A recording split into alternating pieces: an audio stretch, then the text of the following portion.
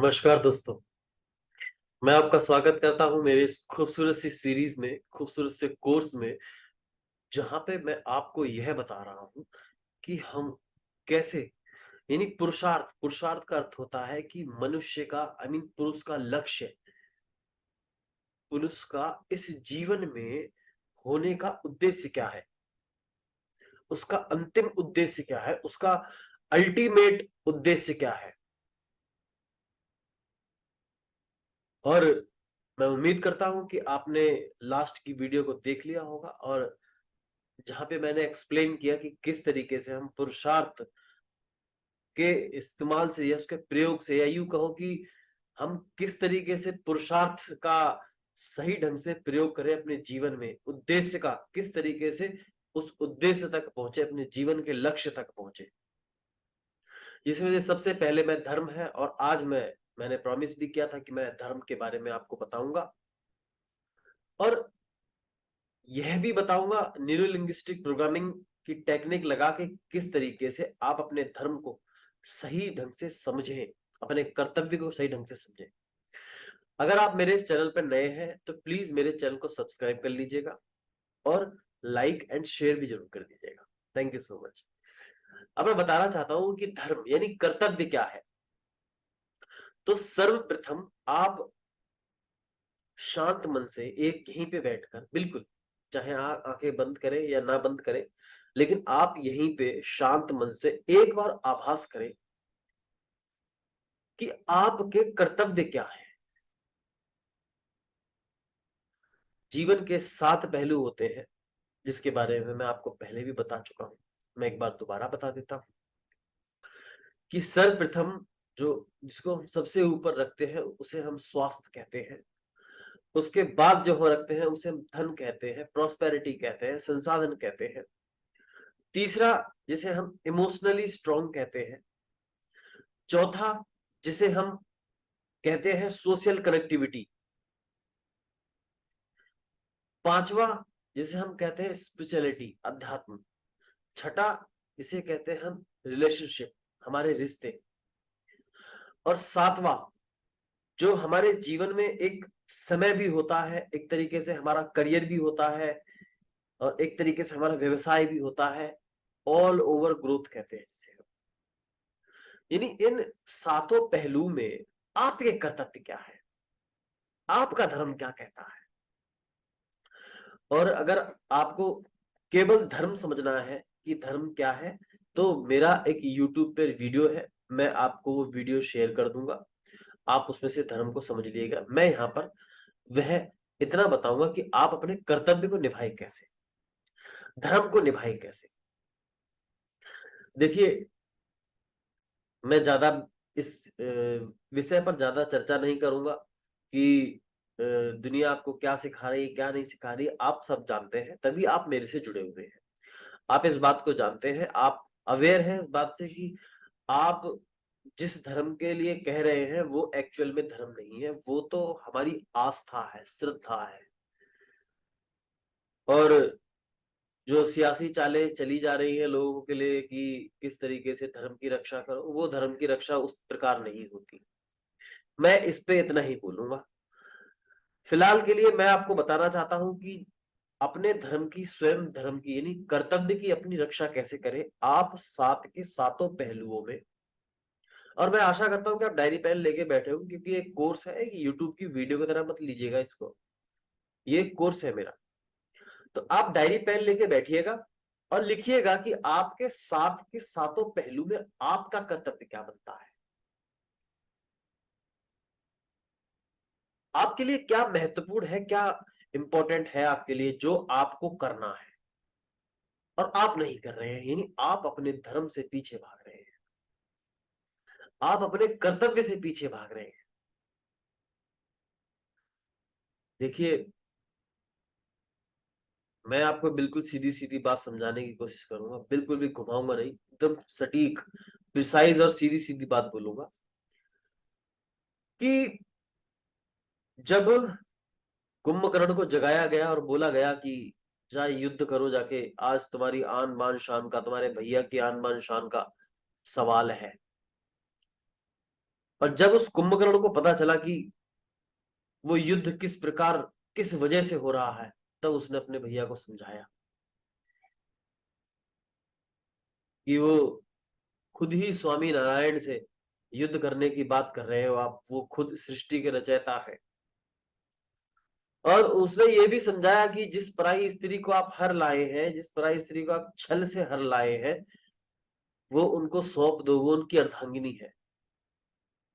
लेकिन जब काल सर पे खड़ा होता है ना, तो मत मारी जाती है मनुष्य की। अहम भाव में, अहंकार में वह सब कुछ गवा देता है। उसने अपने भाई को बहुत समझाया, लेकिन उस प्रकार रावण को कुछ भी समझ में नहीं आया। और फिर अंत में उसने अपना धर्म निभाया। कुंभकर्ण ने उसने कहा भी कि मैं इस बात को जानता हूं कि वो स्वामी नारायण है और मेरी मृत्यु भी तय है। और उसने ये भी कहा कि मेरा उद्धार होने वाला है उस परमपिता परमेश्वर से जिसने जन्म लिया है, और इस प्रकार से वो करेगा मेरा उद्धार। और फिर उसने उसको नियति बना लिया, अपना फैट बना लिया, और फिर उस प्रकार वो अपने कर्तव्य को निभाने चल दिया, अपने धर्म को निभाने चल दिया। इसे कहते हैं धर्म, कर्तव्य कहते हैं इसे। अब फर्क ये पड़ता है कि उस समय अगर रावण मान जाता तो ये अनर्थ सारा रुक जाता।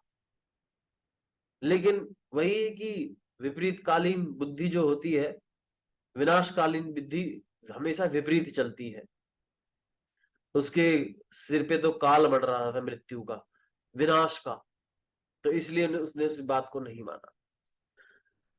तो all over gist of the story क्या है, कहानी का सार ये है कि हमें अपने कर्तव्यों को ढूंढना है।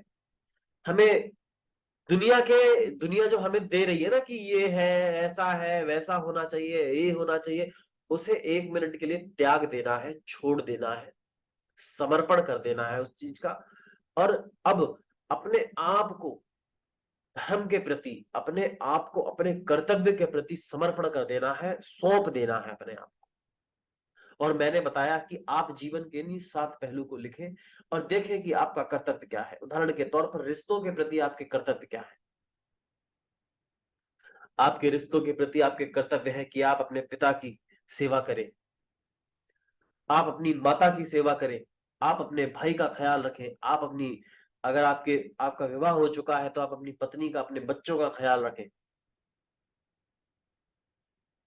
आप अपने समाज के आसपास रहने वालों का जो भी ख्याल रख सकते हैं, जो भी आप दे सकते हैं दिल से, जो भी कंट्रीब्यूट कर सकते हैं, आप उन्हें दिल से दीजिएगा। ये आपका धर्म है, कर्तव्य है। क्यों कहा जाता है कि प्रभु श्री राम पुरुषोत्तम थे? क्यों कहा जाता है कि उन्होंने अपने पुरुषार्थ से जग को जीता था? यही तो है पुरुषार्थ, धर्म अर्थ काम मोक्ष। और वही उसी का मैं पहला अध्याय आपको बता रहा हूं। धर्म पहला धर्म है, और उसे हम निभाना किस प्रकार से, और किस प्रकार से उसके उसके प्रति हमें सचेत रहना चाहिए हमें। और बिल्कुल पूर्ण रूप से जब हम अपने अंतर मन में, जब हम अपने अंतः बोध में इस धर्म का गहराई से, कर्तव्य का गहराई से रच लेते हैं, गढ़ लेते हैं, तब सृष्टि हमें सौंपती है सब कुछ जो हमें चाहिए होता है। और ये कितने कमाल की बात रहेगी सर। तो सबसे पहले आप इसी प्रकार से 7 के सातों पहलुओं में झांकिए अपने। अगर आप एक व्यापार करते हैं तो वहां आपका कर्तव्य क्या बनता है कि आपके नीचे जो भी काम कर रहा है उसको बोझ नहीं लगना चाहिए। जो भी काम कर रहा है उसको गलत नहीं लगना चाहिए। अगर गलत लग रहा है तो इसका मतलब ये है कि आपकी इंटेंशन सही नहीं है अपने एम्प्लॉइज के प्रति। आप चाहते नहीं है कि वो ग्रो करे, कंट्रीब्यूट, ये आपके प्रति एक अच्छा कंट्रीब्यूशन नहीं जाएगा।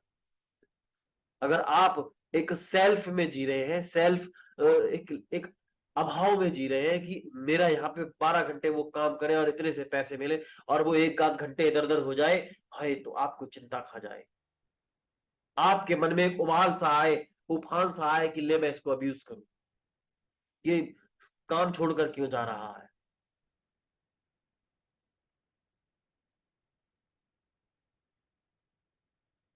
ये बहुत ही महत्वपूर्ण है। आप रिश्तों के प्रति, समय के प्रति, अपने जॉब एंड करियर के प्रति, अपनी फिजिकल सेहत के प्रति आपके कर्तव्य क्या होने चाहिए, क्या आपका धर्म होना चाहिए, आपको यह पता होना चाहिए, आपको यह अच्छे ढंग से समझ में आ जाना चाहिए कि आपके लिए स्वास्थ्य कितना महत्वपूर्ण है। सर्वप्रथम स्वास्थ्य ही तो है। अगर हमारे पास हमारा स्वास्थ्य ही उचित नहीं होगा, स्वास्थ्य ही अच्छा नहीं होगा, तो भला फिर हम अपने जीवन में कैसे ग्रोथ कर पाएंगे, कैसे कंट्रीब्यूट कर पाएंगे। आपका धर्म कहता है कि आपको भोजन को बिल्कुल शांत मन से, एकदम रिलैक्स होकर लेना है,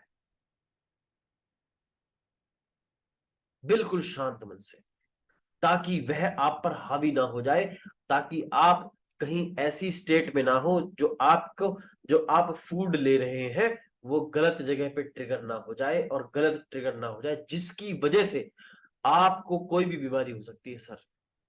ये मैंने आपको बता दी डीप बात। तो आप अपनी डायरी में इन सातों पहलुओं को लिखिएगा सबसे पहले, सर्वप्रथम।